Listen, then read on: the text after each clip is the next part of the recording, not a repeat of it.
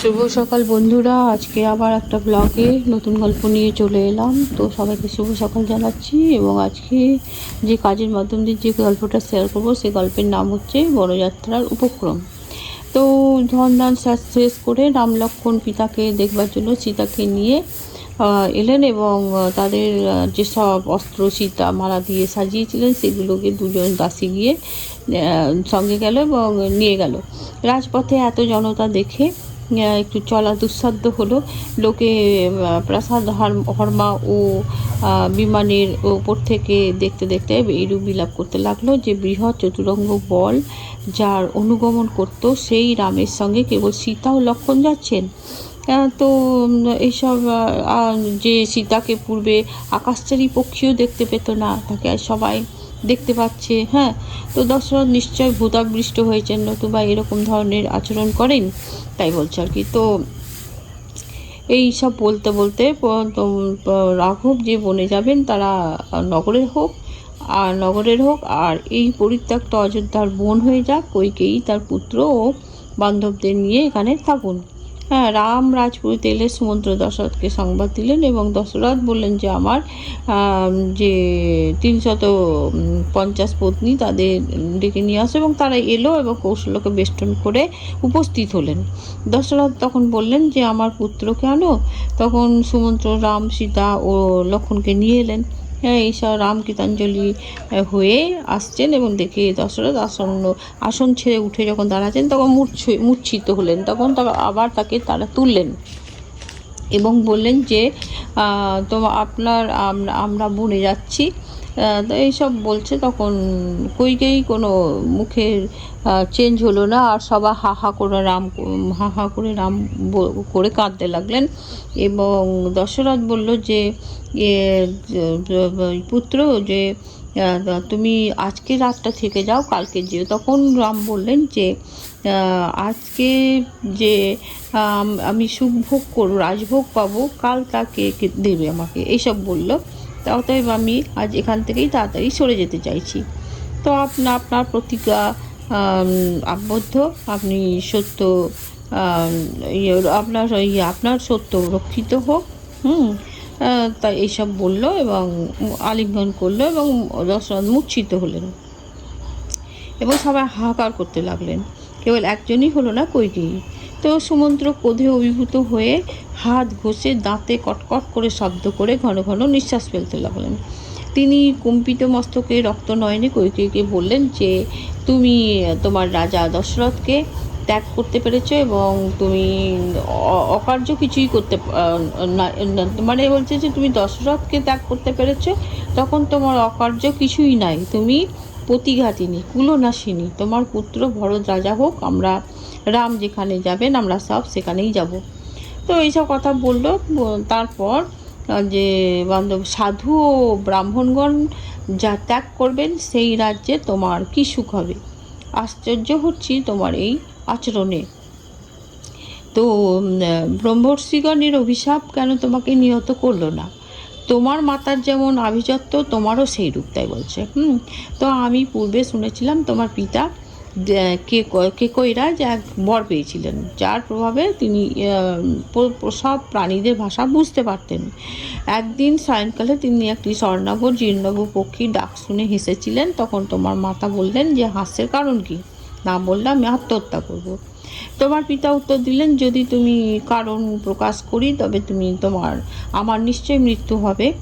তখন তোমার মাতা বলেছিলেন যে তুমি বাঁচো বা মরো, বলতেই হবে। আমাকে লক্ষ্য করে তুমি হাসতে পারো না। যিনি বর দিয়েছিলেন রাজা তাকে সব কথা জানালেন। সেই সাধু পুরুষ বললেন, তোমার মহিষী মরুন বা বাঁচুন বা ধ্বংস হন, কিছুতেই তুমি করবে না। তখন কেকৈরাজ তোমার মাতাকে ত্যাগ করলেন। তো কইকেই তুমি তোমার মাতার ন্যায় রাজাকে অসৎ পথে নিয়ে যাচ্ছ। হ্যাঁ, তুমি এইরূপ পাপাচার করো না। রাম বনে গেলে তোমার মহা অপযশ হবে। হ্যাঁ, তাও তখন ওর কোনো কিছুতেই কিছু নাই, সে তো এক হয়েই আছে। তখন দশরথ বললেন যে অশ্রু নয়নে বললেন যে তুমি বনে গিয়ে যেভাবে সুখে দক্ষিণা যা কিছু আছে তুমি নাও এবং ঋষিদের দিয়ে তুমি সুখে জীবনযাপন করো।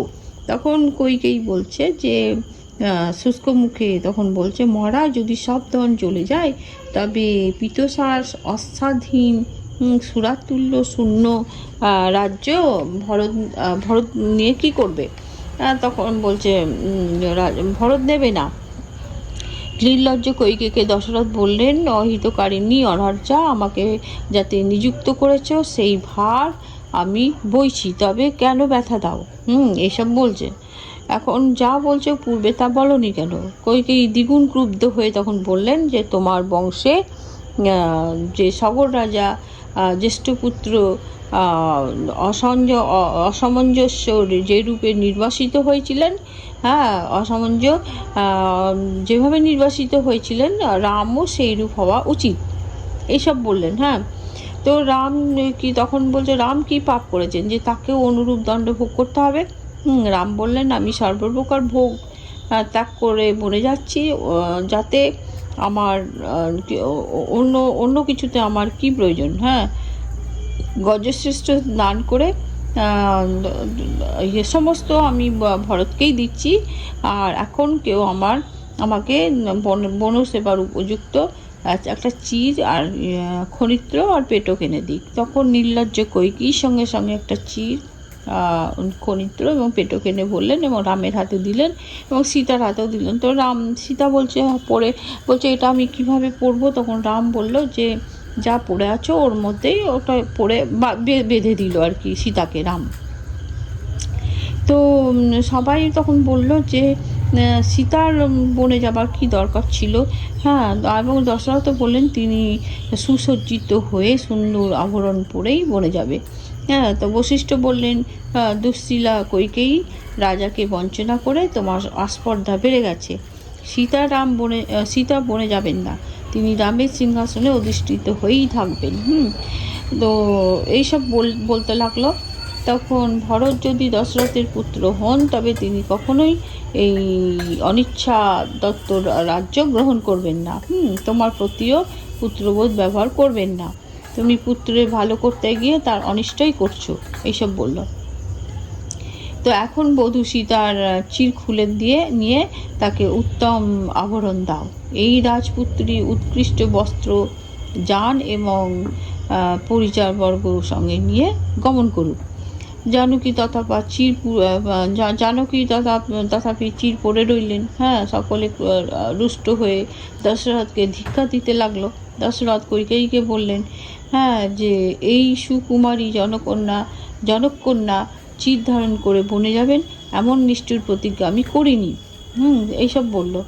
তো যাই হোক, তো আমি যে প্রসেসরটি দিয়েছিলাম তা অতিক্রম করলে তোমাকে নরকে যেতে হবে, দশরথ বললেন। তো বনগমন দত্ত যে রাম নতমস্তকে দশরথকে বললেন যে আমার বিদ্যা মাতা উদার হৃদয়তা কৌশল্যা কখনো আপনার নিন্দা করেননি, ইনি পূর্বে কখনো দুঃখ পাননি, এখন আমার বিরহে শোক সাগরে পড়বেন, একে আপনি সসম্মানে রাখবেন যেন শোকাবার্ত হয়ে প্রাণ ত্যাগ না করেন, এই বলল। তারপর যে বনযাত্রা হবে সেই গল্পটা কালকে বলবো।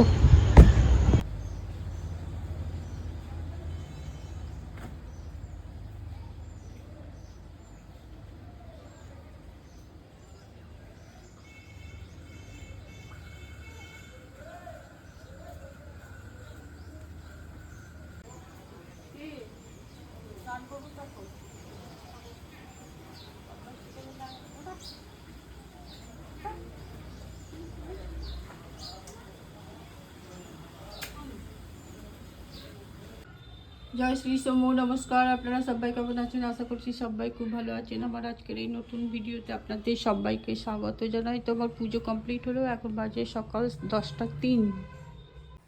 শুভ দুপুর বন্ধুরা, এখন বাজে 1টা 41। রান্না তো আমার অনেকক্ষণ আগেই হয়ে গেছে, প্রায় ঘন্টাখানেক আগে। তো আমার তখন অতটা খিদে পাইনি, তো এখন খিদে পেয়েছে, খাবো। তো আজকে গরম গরম ভাতের সঙ্গে নিয়ে নিয়েছি আলু করলা ভাজা আর চিকেন কারি, আর কিছু করিনি। আর আমের চাটনি করেছি, ব্যাস এইটুকুনি আমার মেনু আজকে দুপুরে। তো আপনারাও খান, আমিও খাই। আমার মোটা খাওয়া হয়ে গেছে, ঘুরতে গেছে বাইরে।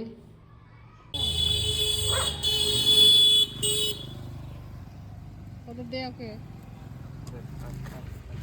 এটা তাই এখানে আয়। আয়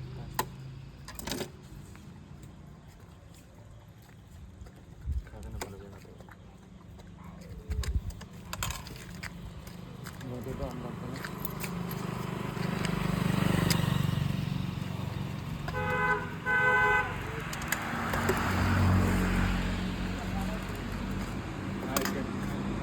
কবিরা কবির ও ডাকিস না, গাড়ি আছে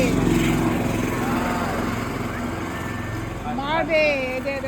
ও ওখানে দিয়ে চলে গেল। হাই একটা পাতা আবার আনতে দিতে হবে, এইখানেই দে। ওই সাড়ে দেখ, ওই সাড়ে টেবিলটা দেখছিস কিরকম রে লাইন দিয়ে যাচ্ছে।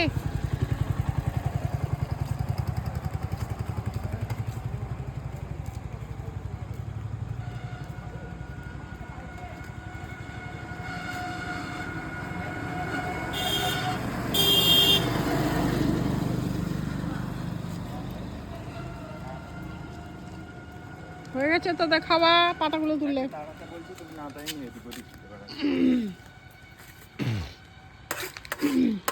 খেয়ে দে। ওরা খেয়েছে খেয়েছে খেয়েছে।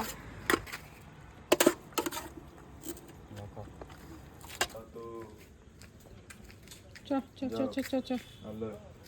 আবার বু বল দাও এখানে, বলো বু থ্যাংক ইউ বল দাও, বলো বু বল দাও, বল দাও, বল দাও ক্যামেরাতে বল দাও বু কেমন টেস্ট হয়েছে বল দাও। বলবে খাবার আগে বলবে।